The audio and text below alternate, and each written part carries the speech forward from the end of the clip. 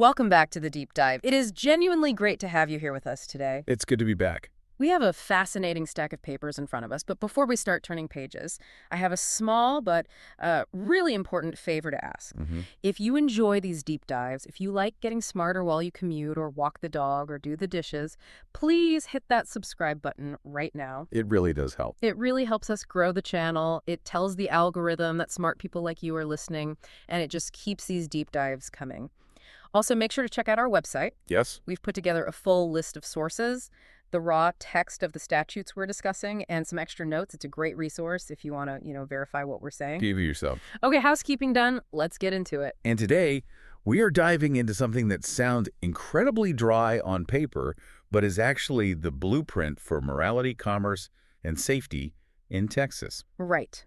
We are looking at the Texas Penal Code, specifically Chapter 43.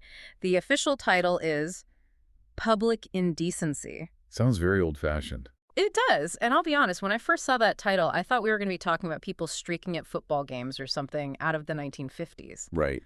Maybe some old laws about swimsuits. But when you actually crack this chapter open, you realize this isn't about the past at all. Not at all. This is the rule book for everything from street-level sex work to the absolute cutting edge of artificial intelligence and digital safety. Exactly. It's a fascinating mix of the very old, traditional prostitution laws and the very, very new. Yeah. And I think that's what makes this specific deep dive so important. We aren't just looking at laws that have been on the books for 50 years.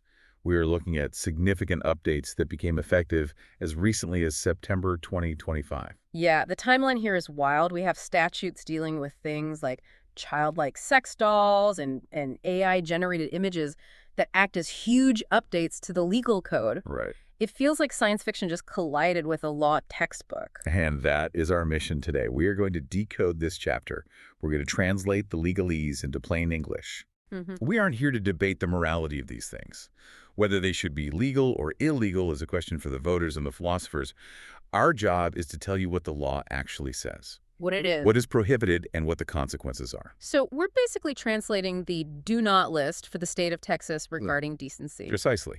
And Chapter 43 is divided into two main areas. Subchapter A, which covers prostitution, and Subchapter B, which is all about obscenity.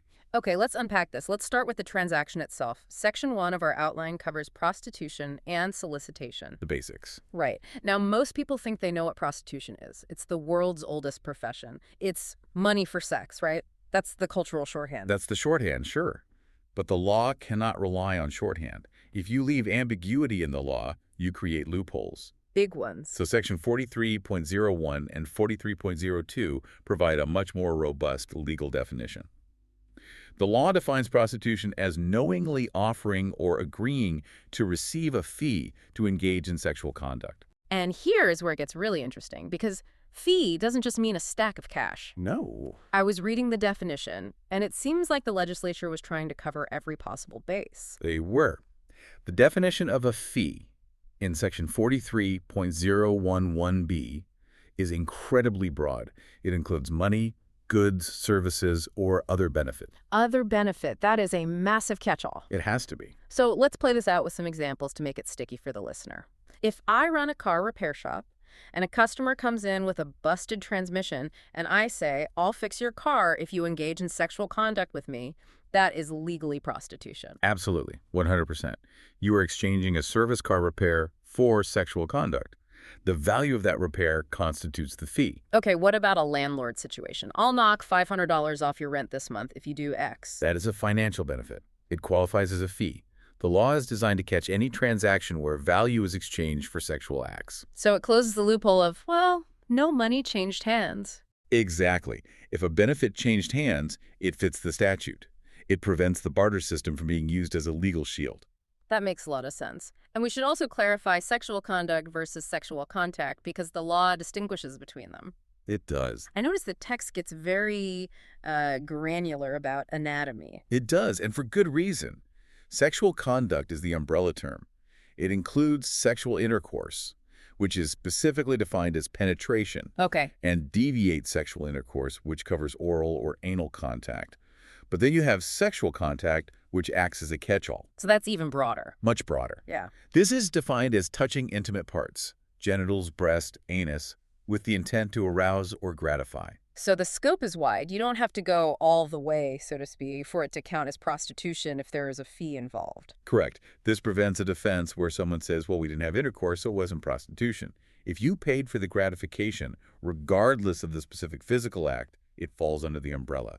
Now, that covers the seller, the person offering the sexual conduct, but Section 43.021 flips the coin and looks at the buyer. Yes. This is solicitation of prostitution. Right. And this is something that I think people often misunderstand.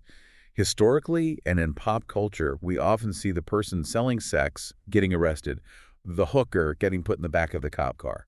The classic TV trope. It is. But Texas law comes down pretty hard on the buyer, the John. It really does. Solicitation, knowingly offering or agreeing to pay that fee, starts as a state jail felony. Let's pause on state jail felony.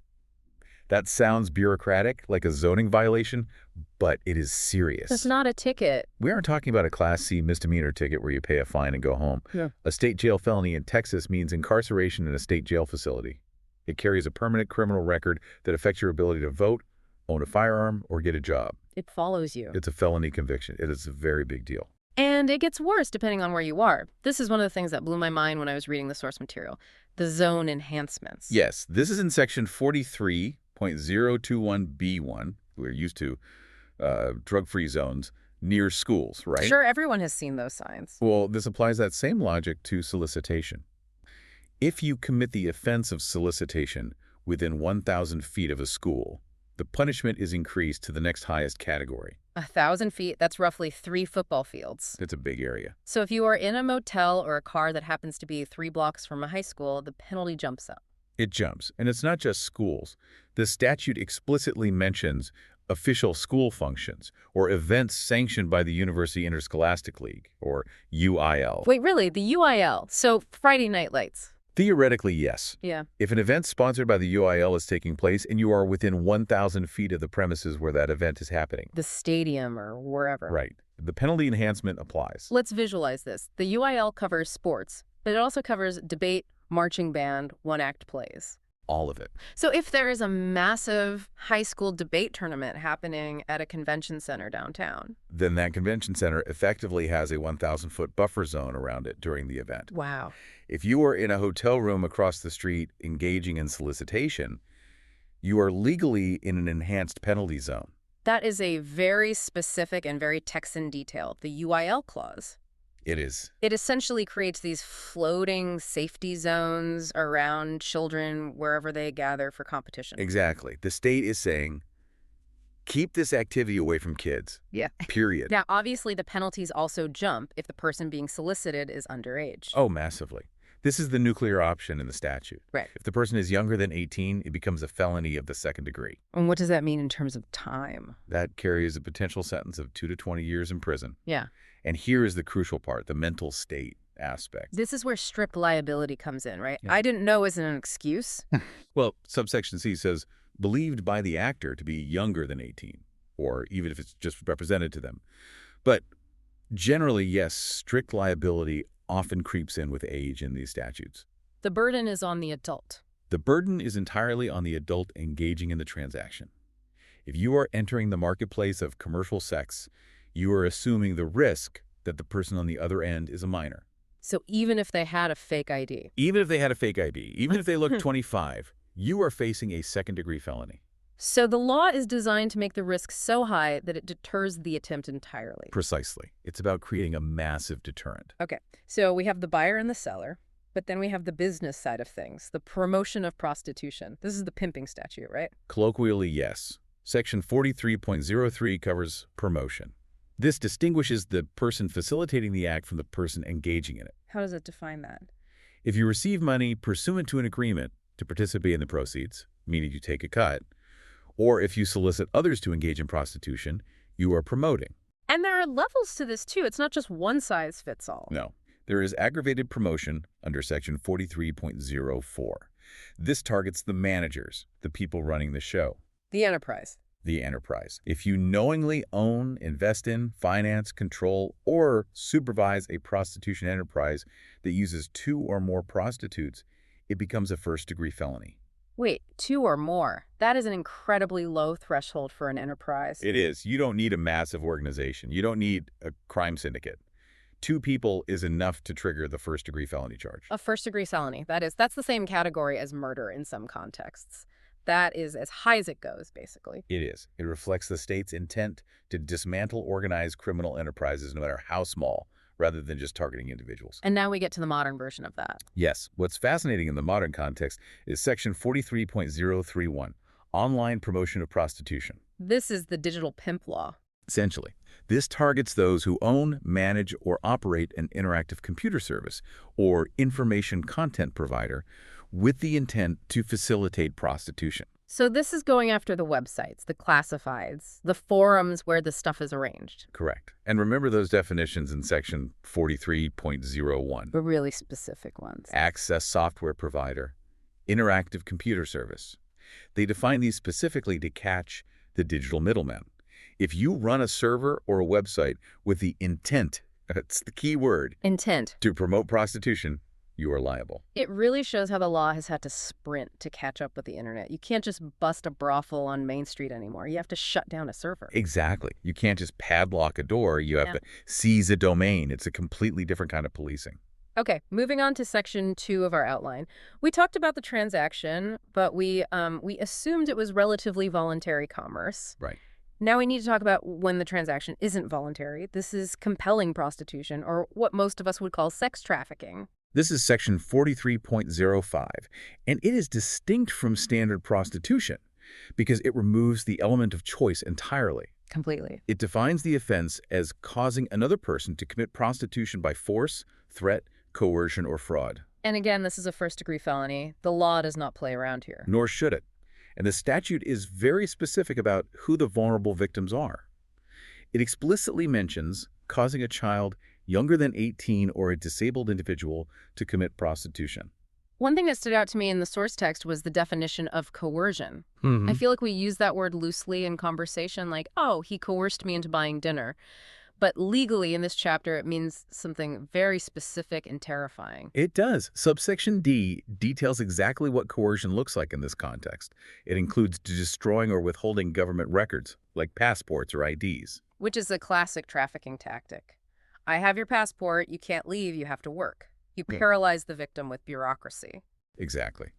But it also includes forced intoxication, causing a person to become intoxicated to impair their judgment so they can't resist. That's pretty straightforward. But then, perhaps most insidiously, it includes withholding drugs or alcohol from someone with a chemical dependency. Wow, let's dig into that.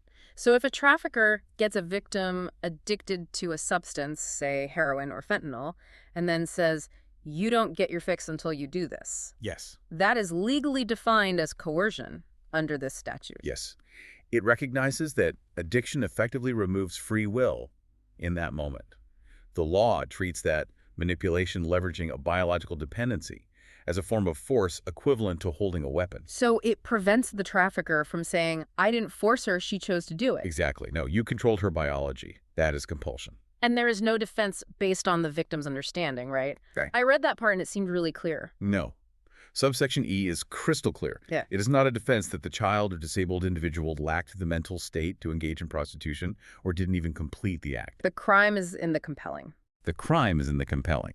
If you force them into that situation, you are guilty of the first-degree felony, regardless of what the victim understood or did. That is a crucial distinction. It puts the burden entirely on the perpetrator. As it should. Okay, let's shift gears. We've talked of acts, prostitution, solicitation. Now we're moving to Section 3, defining the indefinable obscenity. I know when I see it, as Justice Potter Stewart famously said. Right. But Texas law needs to be more precise than that. You can't put, I know it when I see it, in a penal code. You need a definition a jury can use. Right. Section 43.21 defines obscene, and it feels like a checklist. It is a 3-part test, very similar to the federal Miller test. For something to be legally obscene in Texas, it must meet all 3 criteria. All 3. If it fails even one, it is not obscene. First, the average person applying contemporary community standards would find that it appeals to the prurient interest. Prurient interest. That's a term you don't hear at the grocery store. It sounds like something from a Victorian novel. It does. It generally means a morbid, degrading, or unhealthy interest in sex. It's distinct from just sexual interest. It suggests a deviation from the norm of healthy sexual desire. Got it. So, morbid interest, what's part 2? Part 2. It depicts or describes, in a patently offensive way, sexual acts or excretory functions. Patently offensive. Again, that feels subjective. It is. It means clearly, obviously offensive to the community, not just in bad taste, but something that really affronts the community's sense of decency. Okay, and part 3. This seems like the safety valve. It is. This is the saving clause. Taken as a whole, the material must lack serious literary, artistic, political, or scientific value. So let's use some examples. A medical textbook might depict sexual organs or sexual acts. But it has scientific value. So it's not obscene. Correct. Therefore, it is not obscene. A documentary about the history of human sexuality might show nudity. It has educational or political value. Not obscene. A Renaissance painting might feature nudity. Artistic value. Not obscene. The law is careful to protect the First Amendment rights of artists and educators. So you have to hit all 3. You have to hit all 3, prurient, offensive, and no value, for it to cross the line into obscenity. And then we get to obscene devices. This is where the law gets very specific about, well, hardware. Yes. The statute defines an obscene device as a device including a dildo or artificial vagina, designed or marketed primarily for the stimulation of human genital organs. And there is a specific rule about how many you can have. I think this is the 6-device rule. Section 43.23F. It states that a person who possesses 6 or more identical or similar obscene devices is presumed to possess them with the intent to promote them. Promote here meaning sell and distribute. Right. Possession for personal use isn't generally the target here. Courts have ruled on privacy regarding what you own in your home, but if you have a warehouse full of them, or even just a trunk full of them, the law presumes you are a seller, and selling obscene devices is where the legal friction occurs. Why 6? Why not 10? Why not 3? It's an arbitrary line drawn to separate the consumer from the merchant. Right. The state assumes that no individual needs 6 identical devices for personal use. Okay. Therefore, if you have 6, you must be a store. It's a legal shortcut for prosecutors. Okay, so that's the devices. What about displaying material? Like, if I own a gas station, what can I put in the window? Section 43.22 covers obscene display. It is a crime to intentionally display obscene material if you are reckless about whether a person is present who will be offended or alarmed. Reckless is a key word there. It means you just didn't care to check or take precautions. Exactly. You didn't put up a blinder. You put the magazine right at the front counter at eye level.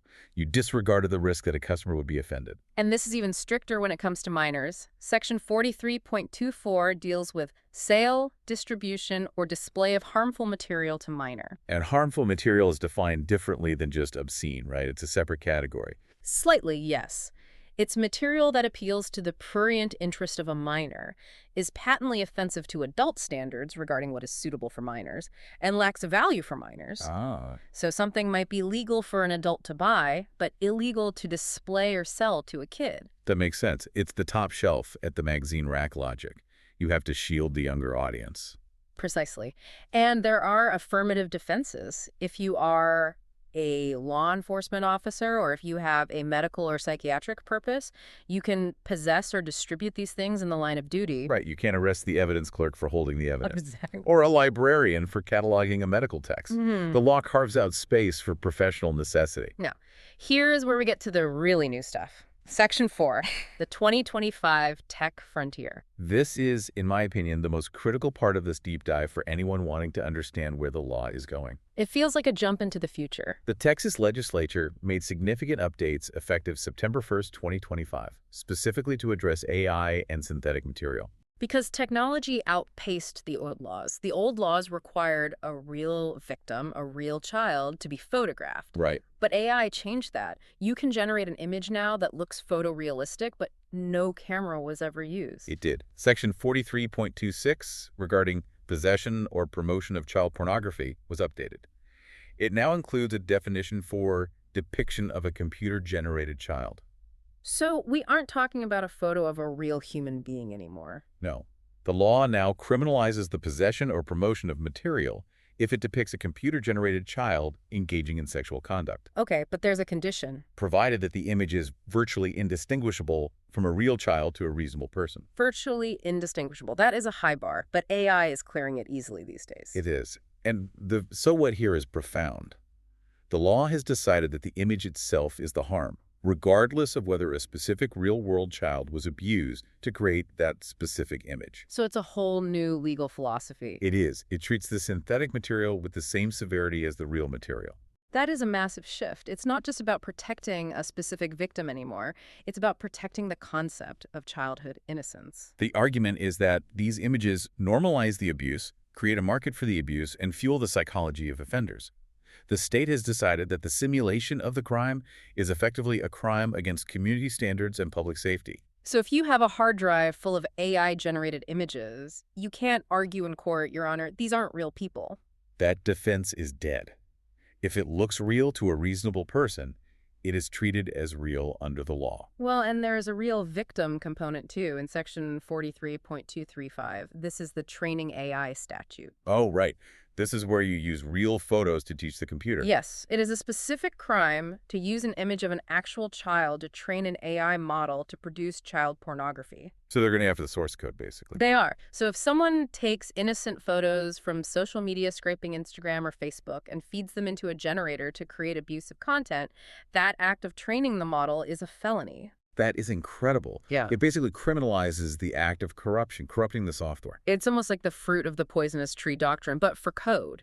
If you used real kids to build the engine is illegal. It's closing the loop. You can't say, oh, the output is fake if you used real children to build the engine. And speaking of fake, we have to talk about Section 43.231, the childlike sex doll statute, also added in 2025. Yes.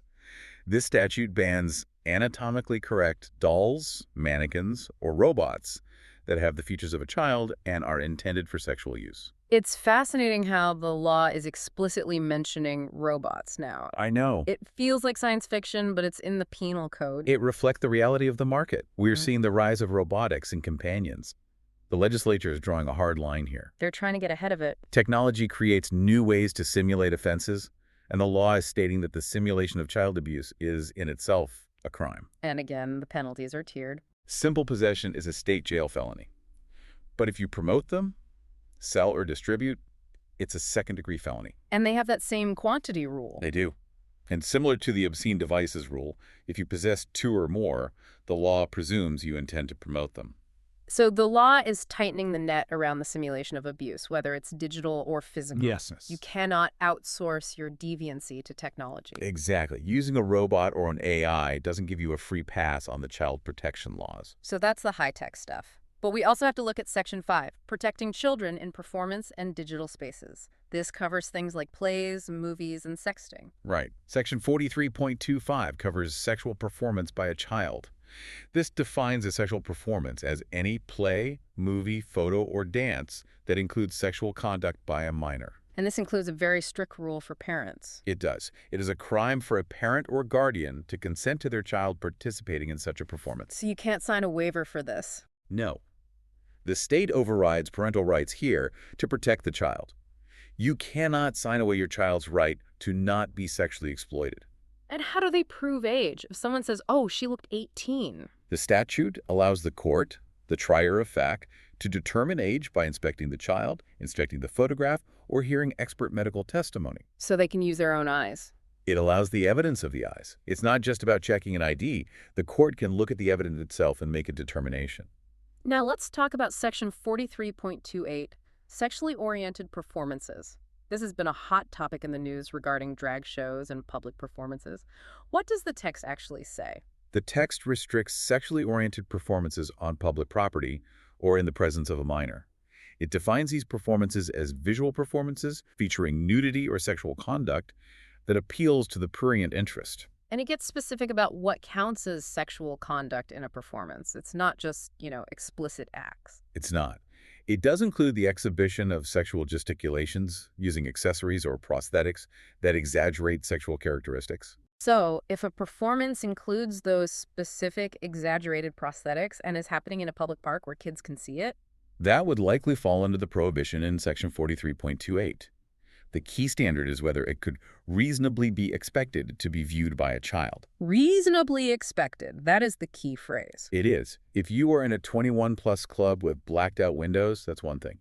If you are on a public stage in the town square or at a parade, The law applies strict boundaries. So it's about context. It basically zones these performances out of the public square to prevent accidental viewing by minors. Okay. Now, the digital space again. Sexting. Section 43.261.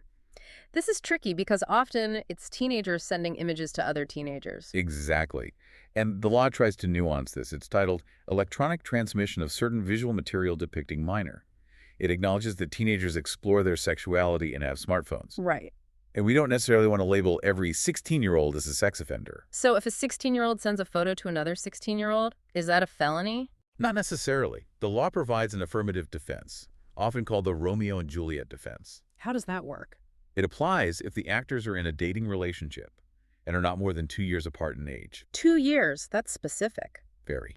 If a 16-year-old sends an image to their 17-year-old boyfriend, girlfriend, and it stays between them, the law provides a defense against prosecution. But the moment it leaves that relationship. That's where the hammer comes down. If the intent is to harass, annoy, embarrass, what we call revenge porn, or if it's shared non-consensually, the penalties ramp up significantly. Right. Yeah. The Romeo and Juliet defense only protects the consensual exchange, not the weaponization of the images later. And if an adult is involved, there is no defense. Right. The 2-year gap is crucial. A 25-year-old cannot claim a dating relationship defense with a 16-year-old regarding these images. That is simply exploitation. Finally, in this section, employment, section 43.251. This statute prohibits employing a child under 18 to work nude or topless in any business. But it goes further. It does. It prohibits employing anyone under 21 in sexually oriented commercial activities. Wait, under 21, so you can be 19 legally an adult, able to join the military, but you can't work in a sexually oriented commercial activity. Correct. For things like nude modeling studios or love parlors, as the statute phrases it, the age floor is 21. Why? The state has determined that the risk of exploitation and trafficking in those specific industries is too high for young adults between 18 and 21. That is a fascinating specific restriction. It treats 18 to 20-year-olds as a protected class in this one specific industry. It does. It's an acknowledgement of the vulnerability of that age group to coercion, even when they're legal adults. Okay, we have covered a massive amount of ground, from the definition of a fee in prostitution to the algorithms of AI training. It's a lot. Let's try to summarize the key takeaways here. If I had to boil it down, I'd look at the layers. Layer 1 is the scope of commerce. Okay. Prostitution laws are expansive. They target the buyer, solicitation, just as hard, if not harder, than the seller, especially near schools. And they go after the business structure. They target the pimp or promoter with first-degree felonies. And layer 2. Layer 2 is community standards. Obscenity is defined by the community. It's a balance between free expression and public decency. But there are hard lines, specifically regarding devices and reckless display. Right. You have to know your audience and shield the public from things they didn't ask to see. And the third layer, which feels like the most important one for the future. Layer 3 is the digital pivot. The protection of children is paramount and has evolved. The 2025 updates prove that the law is no longer tethered to physical reality. No. If it looks like a child and is used for sexual gratification, whether it's a robot, an AI image, or a performance, the state treats it as a crime. So what does this all mean for the listener? Why should they care about Chapter 43? I think this so what is about understanding the boundaries of the digital world. We often think of the internet as the Wild West, but the Texas Penal Code is actively closing those loopholes. Yeah. If you run a website, if you use AI tools, if you are a parent whose kid has a smartphone, these laws apply to you. Knowledge and intent are the key words we kept seeing. We did see those a lot. Accidents are one thing, but knowing violations or reckless disregard for the rules carries heavy consequences. It really highlights that technology doesn't exempt you from the law. Just No. because you generated it on a server doesn't mean it's not real in the eyes of the court. Exactly. The state is watching the server just as closely as the street corner. Here is my final thought, something to chew on. We talked about virtually indistinguishable. Section 43.26 basically says that if an AI image looks real enough, it is real legally. We are moving into a world where the simulation of a crime is punished effectively the same way as the crime itself. That is the big shift. So as AI gets better, and it will, where is the line between fantasy and reality? In 5 years, if we have fully immersive VR, will the law treat a VR experience the same as a physical act? That's a huge question. This chapter suggests the answer is yes. The definition of reality is being rewritten by the Penal Code. That is a profound question. The law is trying to protect human dignity, even in synthetic spaces. A huge thank you to everyone for listening. This was a heavy topic, but an important one. Again, please subscribe if you haven't yet, and check the website for the breakdown of those statutes. You do. Stay curious, stay informed, and we will see you on the next deep dive.